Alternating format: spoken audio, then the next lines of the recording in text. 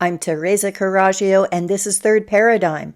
I didn't realize when I chose this background today that I was going to have a crown of dandelion seeds, but I think it's so appropriate because this is the power of sovereignty and how it spreads like a weed. So let's keep dandelion seeds in mind.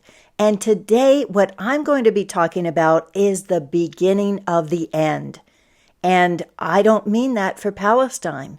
I mean that for Israel and the entire cabal behind it, which includes the World Economic Forum and the Great Reset. To build my thesis, I'm going to start again with Vanessa Beeley being interviewed by Mnar Adley of Mint Press and also Daniel McAdams of the Ron Paul Institute for Peace. Then I'll be mentioning Ramzy Baroud on Scott Horton Radio and his article on antiwar.com called "The Gaza War is Lost, but Will Netanyahu Concede?" Then James Corbett with a flashback to World War I, Babies on Bayonets. And then two Max Igans, Israeli false flag equals Gaza genocide, and the truth about Balfour's time bomb. The other side of the news. A lot to cover here. Let's get started. My intention is to only give you enough so that you have an incentive to go and watch the entire video, because all of these are jam-packed with information. So I am only going to touch on things that taught me something new. In the Mint Press interview, Mnar mentions that as many bombs have been dropped by Israel on Gaza in the last 6 days as there were in the last year by the U.S. on Afghanistan. She also says that 500 children have been killed so far in Gaza, and I know I've seen a number that was over 700 by today. And then Vanessa talked about how the Times, when it ran the headline about children beheaded in Israel, actually ran a photo of injured children in Gaza. Then Daniel had a very interesting remark. He said that he thought that Zelensky was about to be Gaddafi'd. And I have a very funny meme, I think, to that, thanks to Ratio Broadbornius of Startle Magazine, that will be in the Substack version. So please go there because that also will have all of the links. Ramzy Baroud is someone I had never heard of, and now I've watched 3 different clips of him. He is very articulate. He wrote a book called Son of Hamas, and he talks about how he went from being a child of a Hamas leader and then being in an Israeli prison and being recruited as a spy for the other side. So he's someone who has made an entire journey and has a very nuanced view. Something that I noticed is that he talks about the Palestine resistance. He doesn't use the phrase Hamas. And what he says is that the atrocities are being done by rogue agents and people who have acted out of anger but who are not following orders, that Islamic law forbids many of the things that they're being accused of. He also talks about how they have released a mother and her child, and that he hopes that any young children who are held will be released. This is in great contrast, of course, to the over 700 killed on the side of Gaza. So I think that he has a very interesting perspective and one that we should be paying attention to. Then James Corbett is always informative and snappy, and ever more so in Flashback, World War I, Babies on Bayonets. He goes back to atrocity propaganda and its history and looks at Jerry Doherty's book, The Hidden History, The Secret Origins of the First World War. That's something that is coming out more and more. Everywhere I turn, there are more people who already know about these things and who are bringing them forward to other people. So I think this is a real turning point in being able to see what really has happened and the ways that we have been psyoped in the past. And then Max Igan, my new hero. Max makes everything so human and so real. There's one of the videos, I think the second, that starts with a young girl singing an a cappella song about living under occupation. And it ends with a young boy who's doing a rap song. This makes you recognize who the people are behind this. And I thought each of these videos was over 2 hours. And I thought, oh, it's going to be redundant. He's going to be saying the same things. I can skip over a bunch. I didn't skip anything because there's so much deep knowledge and history that he's bringing to it. So along with the current situation and being able to show clips of the downtown area where people used to go in order to be safe because it was residential and that was never harmed. And this time that area is rubble. That there is, I've heard 12.5% of all buildings have been destroyed. So that's 1 in 7, I think. And then he shows you a young man who lives there with whom he's friends, and he talks to him about his concerns, and you can hear the bombs. There will be another young girl who's talking and who goes outside to show you what's happening, and that you can hear these dropping everywhere. I started to talk about the raw footage that Max shows, and that it was not as graphic as it could be. And I couldn't even finish the sentence because the contrast between what people are living through or not living through and what we're merely watching and whether it's even bearable to watch it is so great. The most heartbreaking are certainly the survivors when they're young. When it's a young boy who's lost his sisters, when it's children who have lost their parents, and of course, when it's parents who've lost their children. So I think that there's a mix of both what's happening now and also the history to give it context. And there was so much that I learned from Max about that context.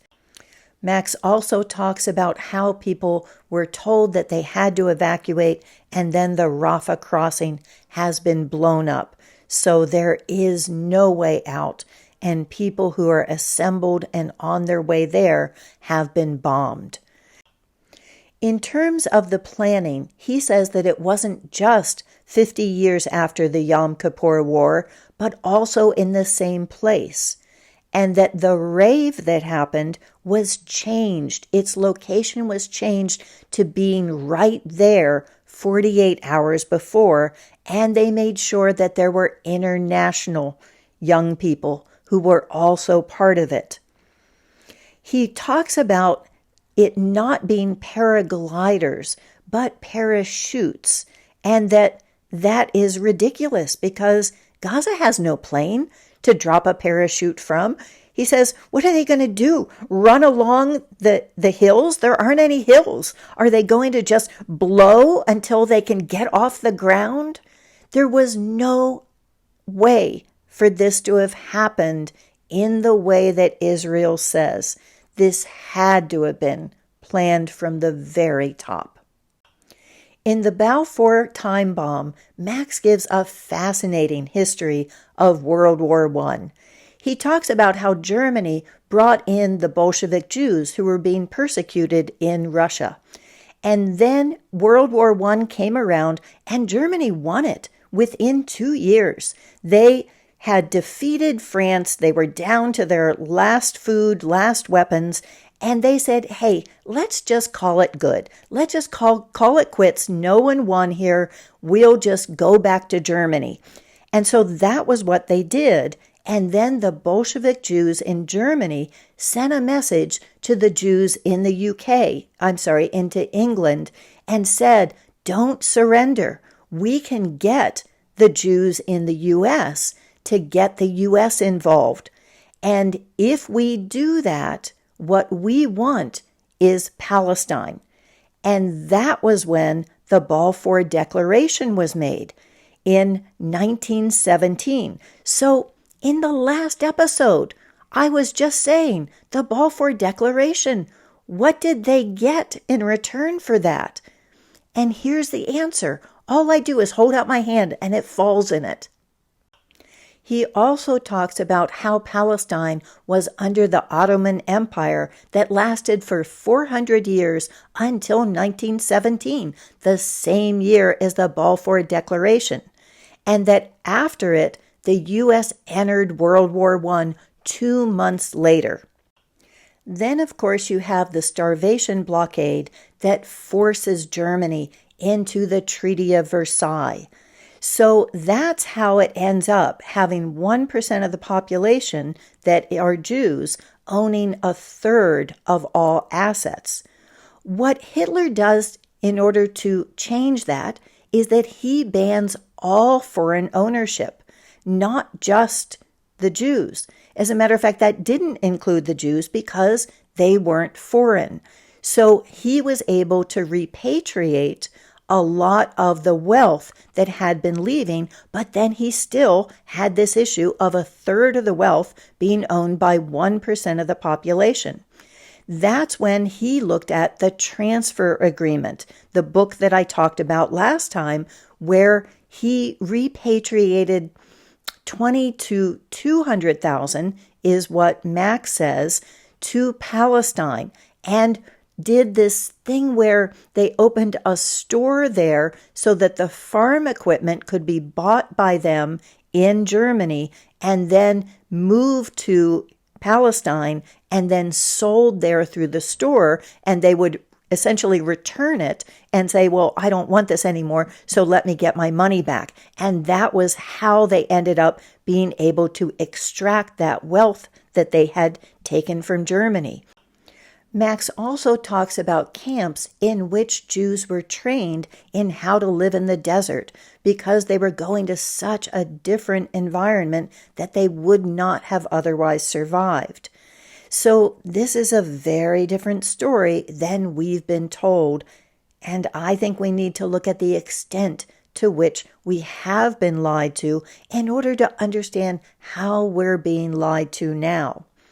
Something that Max mentions that I'm not familiar with, and so I'm counting on my readers, he says that the House of de Gote is something that has different lineages that have been in every different country controlling things, and that he talks about Ukraine and human trafficking, and then also mentions that they're now recruiting from women from 16 to 60, and that they talk about having body armor now that women can wear when pregnant.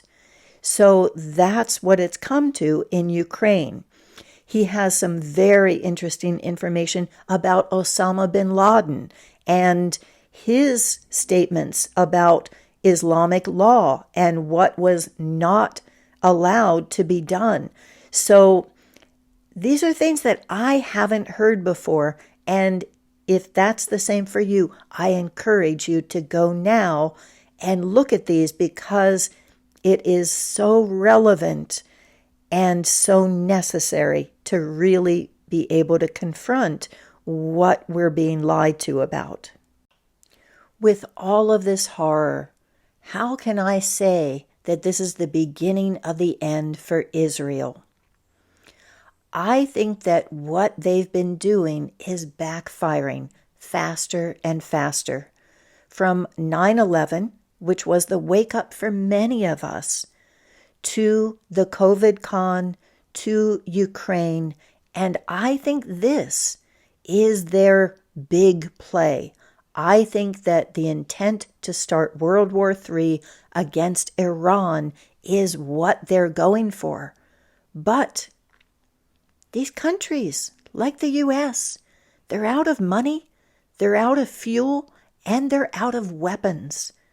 So this is not going to go the way in which the neocons think it is. And I think that Israel itself has been played. I think it's been set up to be the next sacrifice zone. So this is something that I believe has a purpose. And as awful as it is, what the Palestinians are going through, I don't think it's meaningless. I think it is the thing that will get us to the next phase where Israel will lose all moral credibility forever and all the powers behind them, because this isn't something that can be covered up, and the evidence is so clear. As an example of that, I'm here in my childhood home where my neighbor has just seen her daughter for the first time in 11 years since she was kidnapped by the abusive dad with the aid of the even more abusive stepmother and his mother and a corrupt lawyer and a corrupt judge. And I had all this time to be able to listen to podcasts because I'm making multiple copies of the case file and I'm putting notes in there because all of these people are going to be charged and they're all going down. And the miracle that this has happened to bring her back, this has seemed like the most impossible situation I could imagine. And the fact that it's worked out tells me that there's a design and that nothing is impossible. So I would just say, keep heart.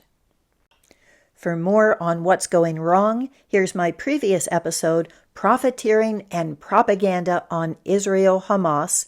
And for more on what's going right, here's my mother-child reunion that talks about this situation. Thank you for watching.